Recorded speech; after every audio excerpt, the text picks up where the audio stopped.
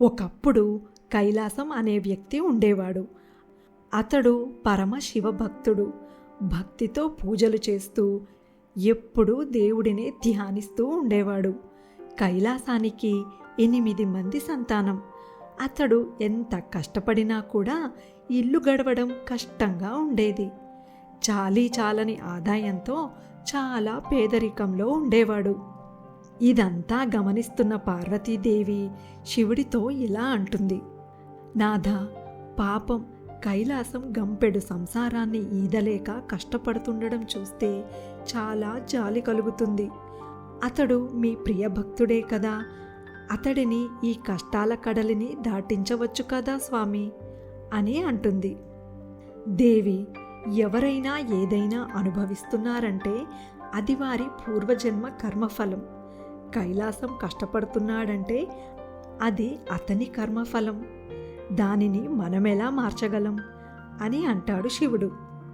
శివుడి ఆజ్ఞ లేనిదే చీమైనా కుట్టదు అని అంటారు కదా నాథ, మీరు చేయదలిస్తే ఆపగలిగేవారు ఎవరు అని అంటుంది పార్వతీదేవి. నీవు చెప్పింది నిజమే అయినను అతడి కర్మఫలం ప్రకారం ఇంకొద్ది రోజులు అతడు కష్టపడవలసి ఉంది దేవి. ఈలోపు మనం మార్చాలని చూసినా అది మారదు అని అంటాడు శివుడు. లయకారకుడు మీరు మార్చలేనిది ఉంటుందా స్వామి? మీకు చేయడం ఇష్టం లేక కావాలనే అలా అంటున్నారు అని అంటుంది పార్వతీదేవి. అప్పుడు శివుడు, నేను చెప్పింది నీవు అర్థం చేసుకోవడం లేదు దేవి. అయినా నీ మాట కాదనడం ఎందుకు? రోజు అతడు నడుచుకుంటూ వెళ్లే దారిలో ఒక పెద్ద బంగారు నాణాల మూట పెడతాను. ఆ ధనంతో అతడు గొప్పవాడు అవ్వచ్చు అని అంటాడు శివుడు. అన్నట్టుగానే కైలాసం వెళ్లే దారిలో ఒక బంగారు నాణాల మూట ఉంచుతాడు శివుడు. ఆ బంగారంతో కైలాసం కష్టాలు తీరిపోతాయని సంతోషిస్తుంది పార్వతీదేవి. దారిలో నడుచుకుంటూ వస్తుంటాడు కైలాసం.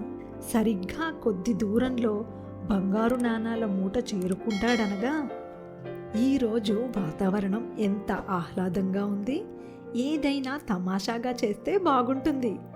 ఇది రోజు నేను వెళ్ళేదారే కదా, సరదాగా కళ్ళు మూసుకొని నడిస్తే ఎంత సరిగ్గా వెళ్ళగలనో చూస్తాను అని అనుకుంటాడు కైలాసం.